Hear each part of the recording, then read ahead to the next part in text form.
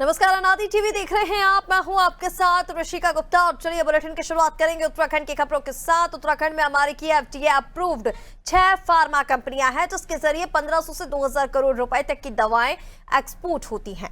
America ने 27 अगस्त 2025 के Trump tariff लागू करते हुए भारत समेत कई देशों के उत्पादों पर 50% टैरिफ लगा दिया है। हालांकि फार्मास्यूटिकल सेक्टर को फिलहाल इससे छूट मिली है। भारत अमेरिका को 12.7 बिलियन डॉलर की दवाएं निर्यात करता है और अमेरिकी फार्मा मार्केट में भारत की हिस्सेदारी 54.5% है। लेकिन ट्रंप की अनिश्चित नीतियों के चलते फार्मा इंडस्ट्री में अब चिंता बढ़ गई है। विशेषज्ञों का मानना है कि टैरिफ लगने पर अमेरिका में दवाओं के दाम 13 से 14% तक बढ़ सकते हैं, जिसको लेकर सरकार वैकल्पिक बाजार खोजने और आत्मनिर्भरता बढ़ाने पर काम कर रही है।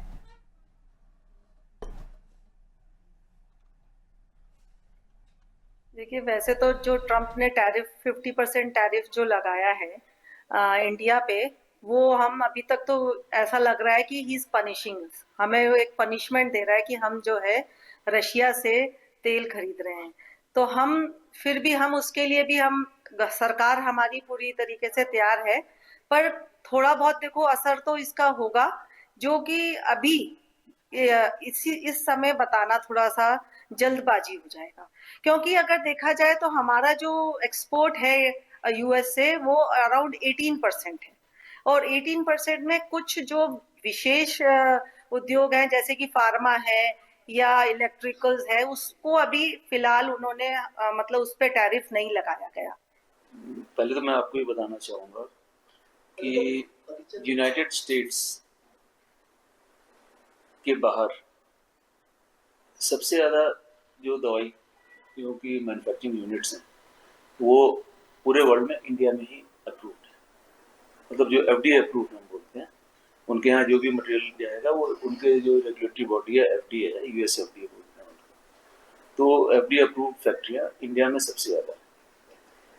तो बेशक वो और बहुत सारी कमोडिटीज़ पे उन्होंने 50% टैक्स जो अपने टैरिफ में इंक्रीमेंट किया है, तो उन पे इम्पैक्ट आने वाला है।